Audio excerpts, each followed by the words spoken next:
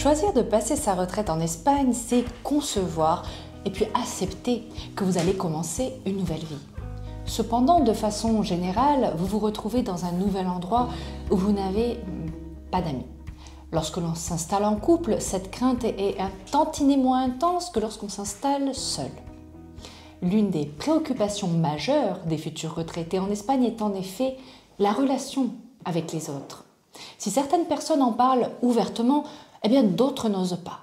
Pourtant, les relations humaines sont très importantes et vous avez le droit de vous faire des amis ou qui sait pour les célibataires de rencontrer l'amour. Et pourquoi pas?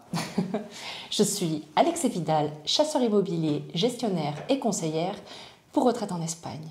Au travers de cette vidéo, nous allons nous pencher sur un des aspects peu mis en avant de la retraite en Espagne.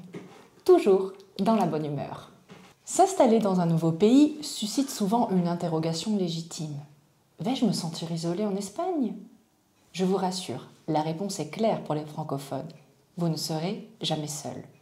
En effet, l'Espagne compte sur une vibrante communauté francophone riche de sa diversité et de son dynamisme.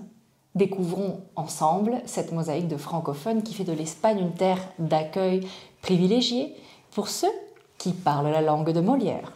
L'Espagne abrite l'une des plus importantes communautés francophones d'Europe du Sud. Les chiffres témoignent de cet attrait indéniable.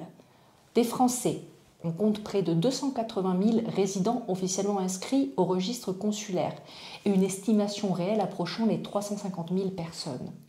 Ils se concentrent principalement en Catalogne, dans la communauté valencienne, aux Baleares et en Andalousie. La communauté belge compte environ 52 000 résidents permanents avec une forte présence dans les provinces d'Alicante, de Malaga et des îles Canaries. Les Belges francophones, wallons et bruxellois, représentent environ 60% de cette population. On entend souvent parler du côté des Belges, de la ville de Torrevieja. Elle est la ville d'Espagne qui est la plus peuplée par les Belges, donc c'est normal qu'elle soit auprès d'eux aussi populaire. Près de 26 000 Suisses ont choisi l'Espagne comme terre d'adoption, dont environ 35% sont francophones.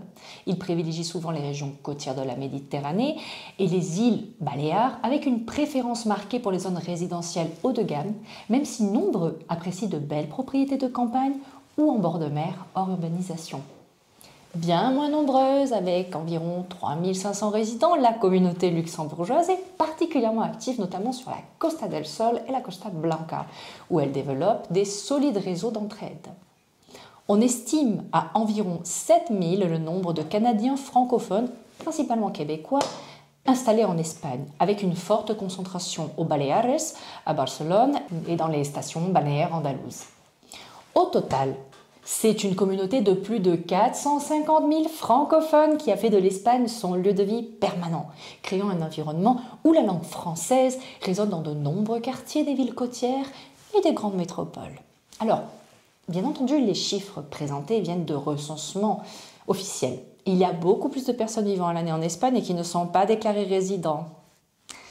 Alors que légalement, après 6 mois de résidence en Espagne, vous avez l'obligation de vous déclarer résident fiscal. Ce qui frappe les nouveaux arrivants, c'est la vitalité des initiatives francophones à travers tout le pays.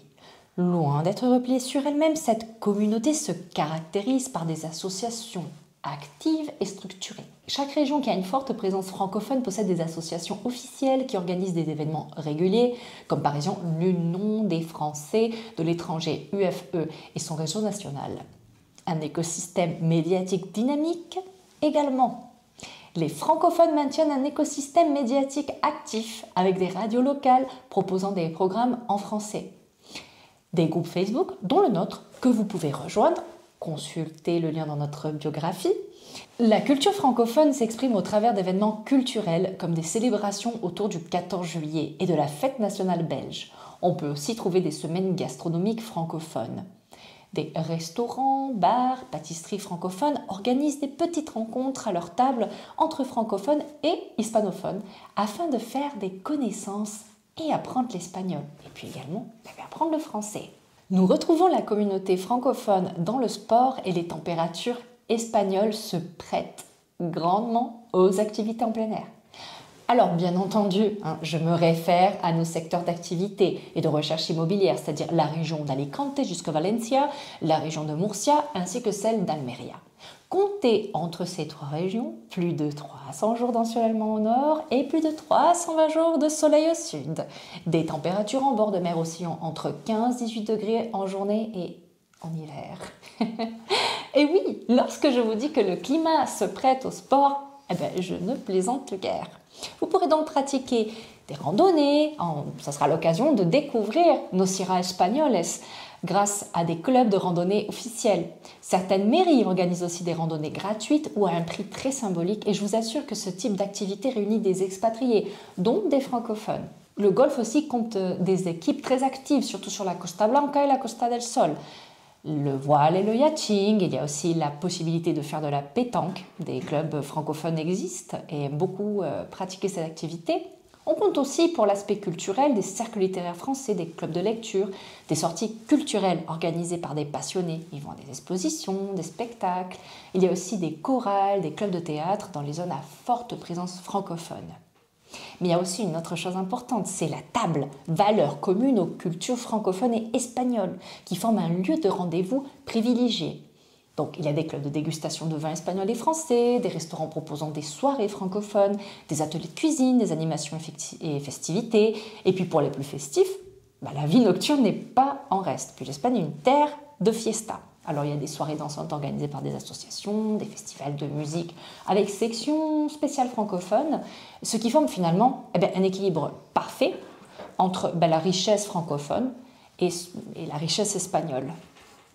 C'est un équilibre, oui, on peut dire parfait aussi, entre l'immersion de la culture espagnole et le confort de pouvoir partager des moments dans votre langue maternelle. Cette présence francophone, dynamique et diverse est l'une des clés du succès des projets d'expatriation que nous accompagnons. Cependant, même si la communauté francophone est rassurante, nous vous encourageons vivement à vous ouvrir aux relations avec les locaux, à participer à des événements, des festivités, des ateliers, des activités avec des Espagnols. L'apprentissage de la langue sera un facteur très important dans la réussite de votre expatriation en Espagne. Et ne pas apprendre l'espagnol vous rendra toujours dépendant d'un traducteur que vous devrez bien entendu rémunérer pour ses services. Et surtout, cela vous privera de belles expériences d'amitié. Et puis dans certains cas, qui sait, d'amour. Mais la question que vous vous posez sans aucun doute est: est-ce facile de se faire des amis en Espagne ? Eh bien, nous répondrons à cette interrogation dans une prochaine vidéo, en vous apportant quelques conseils avisés pour également vous faire des amis espagnols. Soyez informés de notre parution, pensez à mettre un j'aime à notre vidéo et puis à vous abonner à notre canal YouTube. Muchísimas gracias y hasta luego!